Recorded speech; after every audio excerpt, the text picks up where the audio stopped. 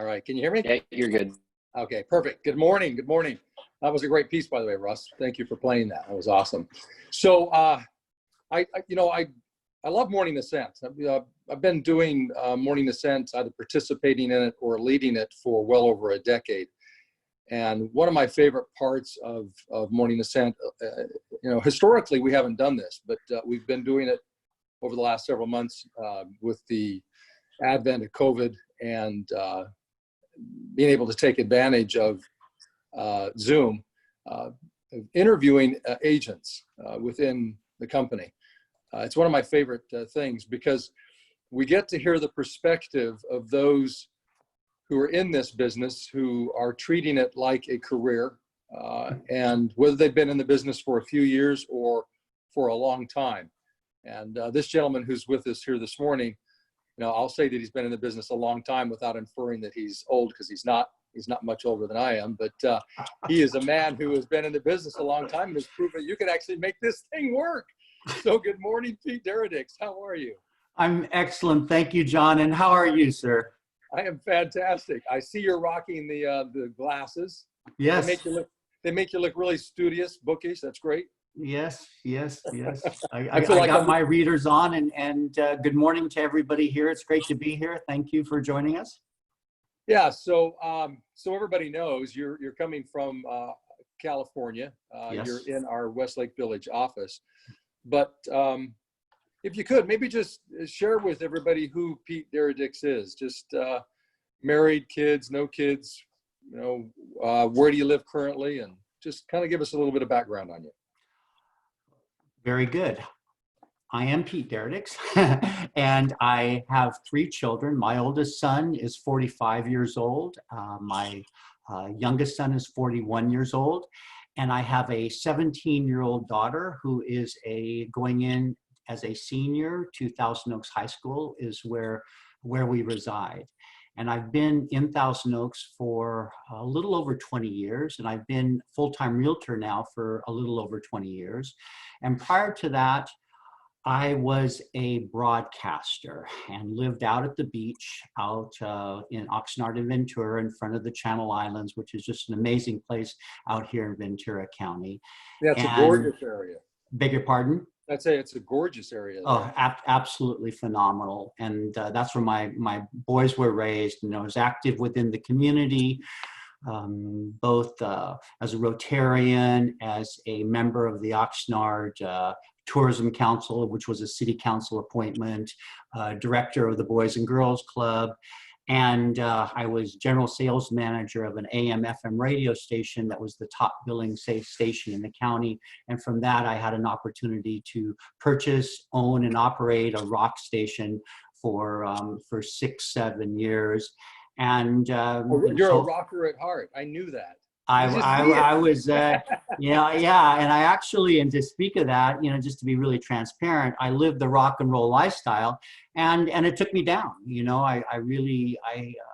I lost everything and rebuilt, and that's been part of my real estate career, and part of my life is rebuilding, and recovery is a big part of my story, and it's been 20 years in recovery as well, and just been so blessed. And I was, during the Ascent, talking about the gratitude, just, all the grateful things that I can identify of how abundant life is and all the opportunities that continue to present themselves to me. So that's Pete Daradics. That's cool. Well, you said a lot there, but from my perspective, the most obvious thing is your willingness to be transparent and authentic. And sure. I appreciate the fact that you're willing to do that. We've had that conversation before. That's something that you've shared with me, but so many people get into this business and realize that it is much more difficult than they anticipated that it was going to be, just the business itself, but then to deal with all the issues that we have to deal with in life. And that obviously was a big part of your life and a struggle. If you don't mind, just very quickly, because I don't want to spend a ton of time on it, but since you mentioned it, I think it's important for people to understand that you can be successful in this business and face a lot of challenge that goes outside of this business, that life hands us things that we wouldn't necessarily want to deal with, but we've got to deal with them. So You said you've been in recovery. How long have you been in recovery? Over 20 years now, John, and Yeah. active. I'm both active in Alcoholics Anonymous and Al-Anon, and I'm sponsoring people, men in both programs. So Yeah, that's fantastic. That is great. Well, thank you for sharing that. So you were in the radio business, the rock and roll business. How did you transition into real estate over 20 years ago? What happened? Well, real estate had been good to me as a young man. I was able to make real estate investments, and those gave me an opportunity to actually, purchase the radio station. Plus, I was successful in my business as a salesman, as a manager, leading a sales team. And one of the things that when I had to step back and rebuilding my life, I thought, well, what would work for me? What could I do that would really apply the skills that I've developed, give me an opportunity for significant income? And real estate was the vehicle. And it's proved so true. I couldn't think of a better career that continues to challenge me, give me the opportunity to learn, gives me the opportunity to serve, gives me freedom, because after having my own business, I came somewhat unemployable. I wanted to be my own boss and be able to run my own business. So, well, let's talk a little bit about that. So you made that transition. You've been in this business for over 20 years. Yes. How many companies have you been with in those 20 years? Over 20 years? Just ours, John. Just one. Never cheated. I knew the answer. It's why I asked. I set up a really easy one for you there. But the reason I asked that is because that is very unusual. You don't see a lot of real estate agents who stay with a company for as long as you have. I mean, you've been with one company. What's your philosophy behind that? Why? Because it's not as if there hasn't been change around here recently. It wasn't. Nor has it been because of being solicited. As you succeed, you're going to get people coming at you, wanting to switch gears and change organizations. And one of the things that really rang true when you and George came and purchased the brokerage and took it over and really presented your philosophy, what rang so true to me is that we are leaders. We lead people through a buying and a selling process.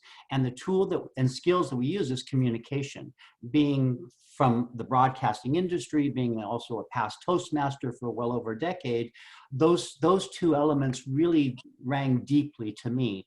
And I want to continue improving both of those skills, and you provide that for me. And I'm able to teach others and be a part of that. Thank you. You said a couple things I want to talk about, but let me get to the first thing because I want to kind of finish this thought. Over 20 years with the same company, why? Is there a philosophy there? Because as you said, you have been certainly recruited. You get called consistently, like, agents who are top producers, consistent producers do. Why? What's your philosophy there? And the reason I want to talk about this is because everybody who's on this call is going to get recruited. They're going to get called. And, the grass always seems to be greener on the other side. There have been a lot of green pastures that have been presented to you over 20 years, a lot more than most of the agents who are on this call could comprehend the number of calls you've gotten over that period of time. Why do you stay? Why would somebody say no to potentially better opportunities? Because obviously when a recruiter calls, they're calling because they say they have a better opportunity. Why do you stay? Well, you talked about the grass, is greener on the other side. And I always say, if that seems to be the case, water your lawn. I like that. Very cool. If your grass isn't green enough, you need to start watering it. I love that. Somebody told me that the reason the grass is greener on the other side is because there's a lot of fertilizer on that side. That's another good one. And the point is that as I've seen the evolution of Century 21 Everest, I appreciate the training. I believe there's a high level of integrity. I believe when I was involved with Brian and Troop Real Estate, there was a emphasis on us being the best representation possible. so that we would grow this reputation and be able to really cultivate and to really benefit from having this exceptional reputation. I believe that you and George and all the leadership is totally committed to that, as well as serving our clients at the very highest level and providing them those things. I love working with Karen. It's just been terrific. You know, I have no reason to get sidetracked, and especially at a time like this. I survived 2008 and 9 and 10. Right. Which was very much more disruptive than this. I don't want to be distracted. I want to just focus in on keep cultivating and taking advantage of the opportunities that are here. Switching gears, to me, I feel in many ways would be a distraction. Well, so let's talk a little bit about that. I guess a related issue. You've seen many agents in this business come and go. You've seen many agents in this company come and go, but you've seen many agents in the business over 2 decades come and go.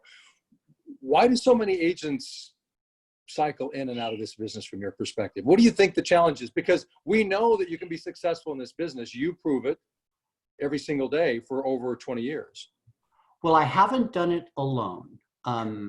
I am coming on 18 years of marriage. And when I was first dating my wife had just come over to our brokerage from another brokerage, and she had been introduced to Brian Buffini. And so she took me to a Turning Point event at that time. And at that time, Brian's company was called Providence. And I basically felt that she said, if you want to, have a relationship with me, you need to be a successful realtor. And to be a successful realtor, I want you to associate with this man. And so for over 18 years now, I've been associated with Buffini, and it's really helped me. And Buffini has a statement. He says, people they think they're going to try real estate. And that's not the case. What I found over these 20 years is that what happens is real estate tries them. This is not a business. That is so true. See, we're on trial every single day. It's a brand new trial. I mean, at the end of the day, we might get acquitted, but I just tell you, tomorrow you're going to be accused and you got to be tried again. Right. Yeah. That's right. And so with that emphasis of continuing learning, continuing improving skills, continuing building your sphere of influence, because people will move, people will pass away, things happen, you just stay with it, and it brings a harvest. Yeah. So being consistent, sticking to it. Absolutely. Being persistent. Okay. Absolutely. So what do you think, just in that line of thought? Because I've got tons of questions that I thought I was going to ask, and you say these things and other questions come to mind, but what would you say is the biggest mistake that agents make? Focusing on the wrong things. They're not focusing on the lead generation activities, which have at least 5 times, if not 8 times, the value of any other activity that they can be doing. So I say that again, because I love it when somebody else says it besides me or George, because they hear us say it so often. It's like they turn off the ears, and it seems that they don't listen, they don't hear it. So say that again. Well, I see Sandy Holmquist is here, and she's been associated with Buffini with us for a long time. Is that the point is that a lead generation activity is going to have at least 5 to 8 times the value of any other activity that you're doing. And so by not focusing on that is a hindrance, thinking that you need to have your website perfect, or you need to have, this perfect. You spend your time on the non-essentials. And I think also, is it Maxwell that says that, the really important things that aren't immediately urgent, those are the things that we need to be cultivating: relations with people, lunches, yes, phone calls, coffees. As if it's cold calling and expiring and door knocking that you're doing, which we can't quite do right now with COVID, but there's other things you can do. You can have lunches with people and sheltering in place. You can have distancing. And that's, one of the things that I have been doing and focusing on relations. I love that. 5 to 8 times more valuable or effective at generating business. And yet what we find is that agents they'll focus on other things, technology, gadgets and gizmos, and convince themselves that if they do that, they'll be more efficient. And what you're saying, what we know by practice, because you've done it, I've been in this business for 26 years, I know without a shadow of a doubt by my own personal experience, the most effective thing that you can do is talk to people. And people get into the business. I hear so many people say over the years that they got into business because they love homes. Well, that's great, but the challenge is we don't really deal with homes. We deal with people, right? We deal with people and we become residential therapists.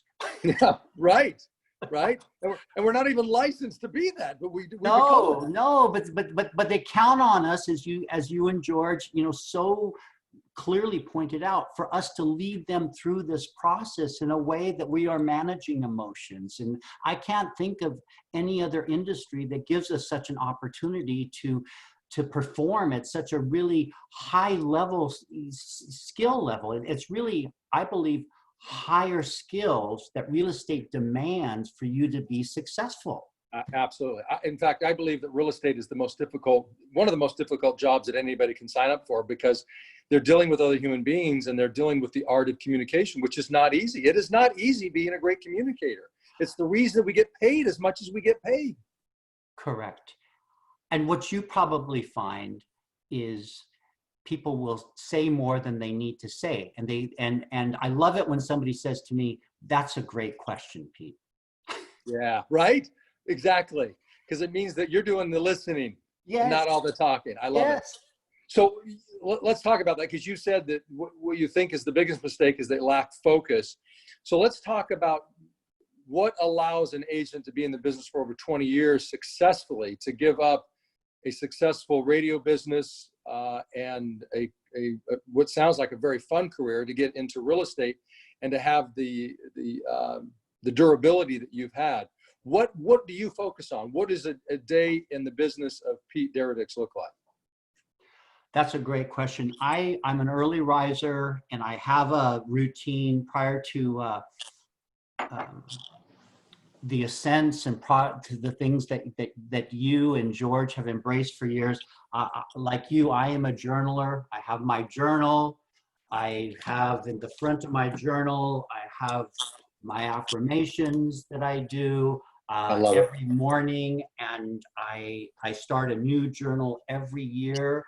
And I spend 2 hours with this routine to really build up my emotional capital to do something that I'm enhancing my spiritual growth.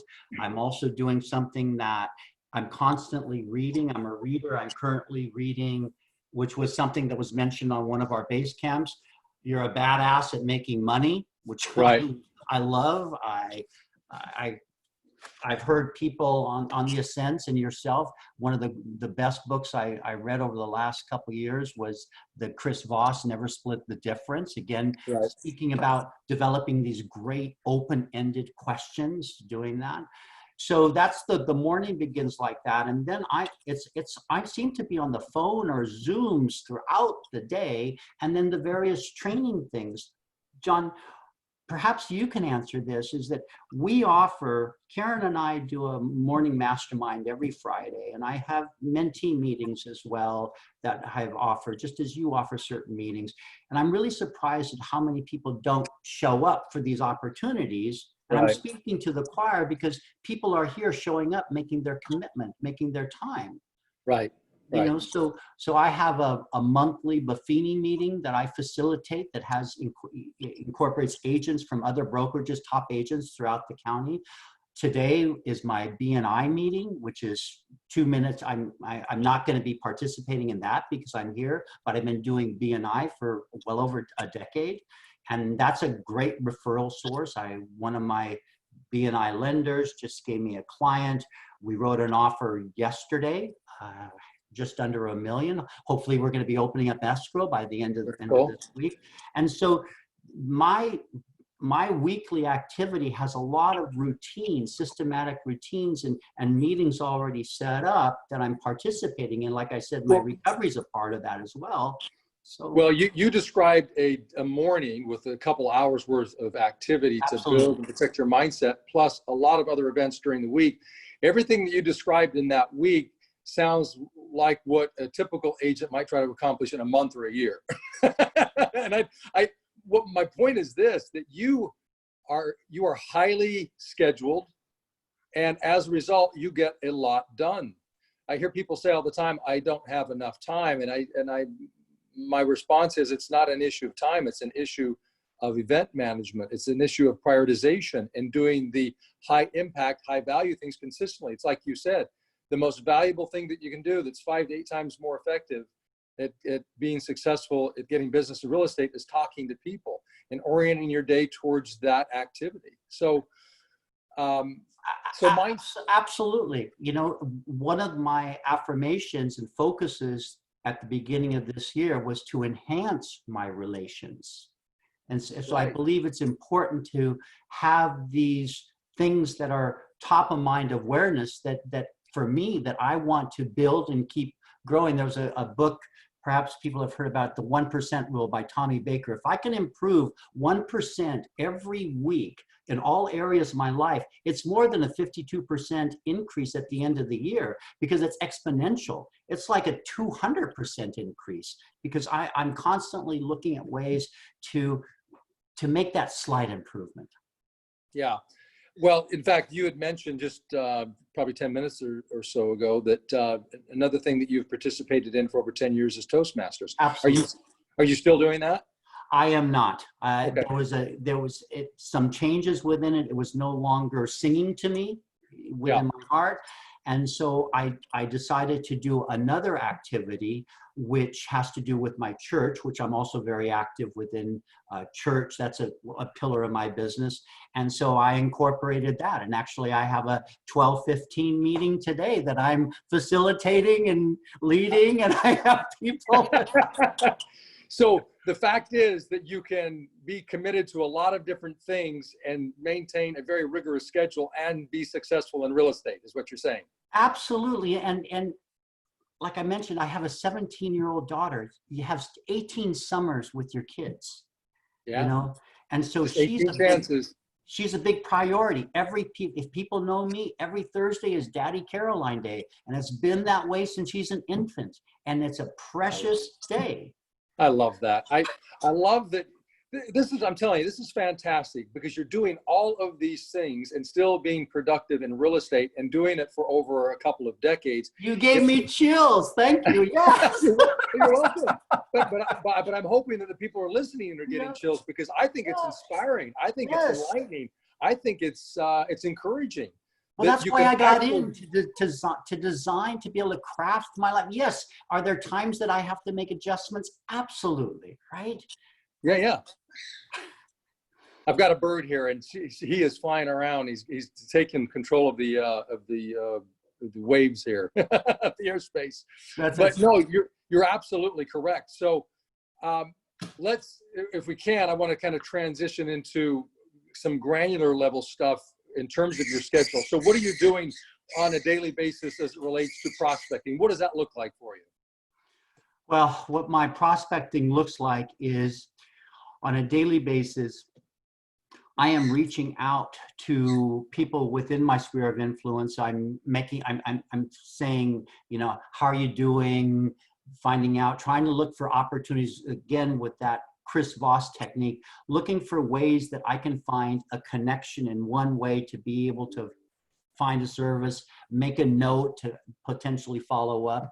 And also I'm taking a look at the people that are on the cusp of business. So I have a listing that's coming up next week. I have another one that's coming up in 2 weeks, seeing where these people are in the process of that, anything I can do to move those things forward.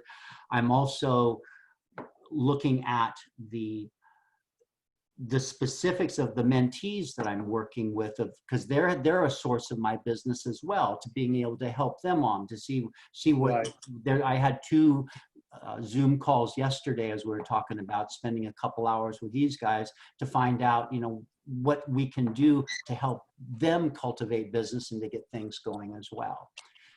But I'm really looking at how can I move the needle forward to actually create an opportunity for a listing or a sale or a referral. I think that's another area that a lot of people miss. And I've already had a couple referrals this year because we offer our clients nationwide the best vetted agents possible And all we have to do is make a phone call, is connect people. Yeah, it's crazy. I mean, It's a great Heather and her resource, a department, great they do source of business. it's a huge resource of business, and I think it's one that agents forget consistently. Just because you don't have a license in that market that they're going to doesn't mean that you can't help them. So there's no question that it's a great opportunity. So, well, so just if we can, let's talk specifically about what your are you using scripts? Are they Buffini scripts, or what do you do on a call or a door? Have you created your own scripts, or what does that look like? Yes, I would say that they are the Buffini scripts. If I have somebody who's new, it's like, you know, if you were a friend or neighbor, were buying a house or selling a house, do you have a realtor that you would refer them to? And if I wait for their answer, a yes or no, and say, yes, well, that's great. And if no, well, you know, say, I'd love to be that realtor. I'd love to be the one that you entrust to that process. Okay. And then I move the needle forward. If I don't have their phone number or their email or their address, I gather that information. I said, you know, on a regular basis, I send information out once a month on email, and I also send an item of value out. Could I send these to you? And I send 100 items of value out each month, and I send 360 emails out each month. That's the reason I'm asking this is because I don't so much care about what your script is. I want people to hear that you have a very specific protocol that you follow. And here's what I know, Pete, about you is this, that you are running your real estate career like a business. You treat it as a business. And I guess that probably comes from the fact that you owned a business, you owned a radio station, and you had to run that as a business. So you had that experience. But would you say that an agent has to have had previous business experience to run their real estate career as a business, or can they run their real estate career as a business without having previous experience? They can run their business without that previous experience, but to be successful, you cultivate that ability to treat it as a business, because you got to make sure your quarterly tax payments are paid. That is so important. I learned that over 20 years ago as well. That right. You have to pay your taxes. Right. But also to have an understanding where, you know, where you stand, how much money has come in, how much money has gone out, and to have a handle on that. I think those are really critical, but that is something that is learned as time goes on. And there's no question that the more income that is coming in, it makes everything else a lot easier. A lot easier. I mean, we've both been there where you're not making much and where you're making some good money. And it's always better making some good money. So. And John, back to the point about scripts, I believe the great questions are the key, and then listening, right? Listening for somebody, for an opportunity, because right now, waiting for the meeting to begin, the Inspiro rate, a 30-year fix is 2.75. That's unbelievable. That is, it is unbelievable. It's crazy. And it is driving the real estate market. It's really creating such a frenzy out here, even with COVID and all that we have to go through. It's multiple offers, and we're seeing it go way up over asking. And aren't you seeing that with every one of your listings, that you're getting multiple offers, and oftentimes it's going? Yes, the offer I wrote yesterday, it's in multiples, but I believe that we're positioned really well because I asked great questions to identify where we need to be and to build rapport with the agent, so the agent wants to work with us, right? Yep, that's right. You got to pre-sell it. You got to set it up. And I have a closing next week. We were listed at 670. We're closing at 715.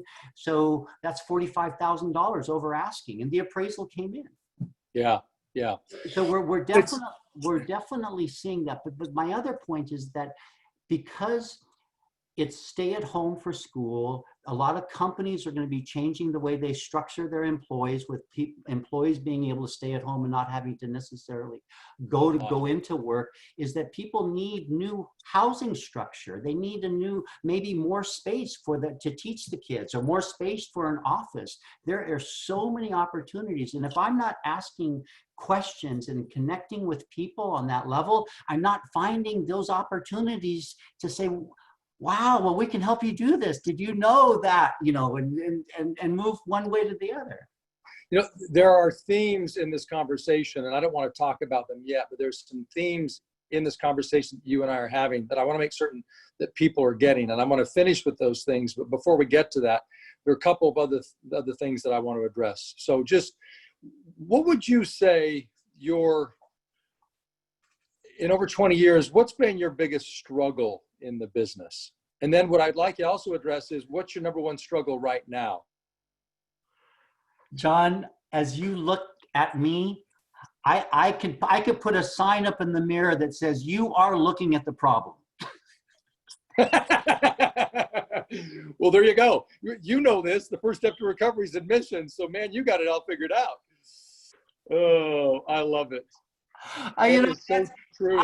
And that is one of my affirmations is help me get out of the way. You know, help me to be present to the possibilities and to be mindful of that. It is so powerful when you say that, if you admit that.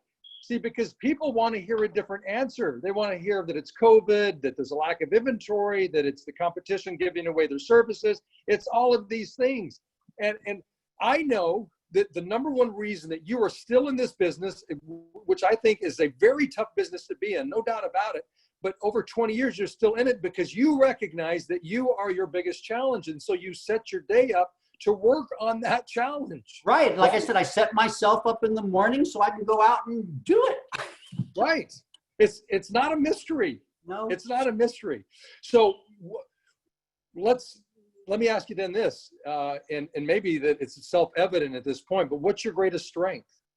Is building those relationships and cultivating and creating more advocates. That's really the key, is that as I have some college expenses coming up with my daughter. She's doing her part. She's 4.3, she's varsity tennis.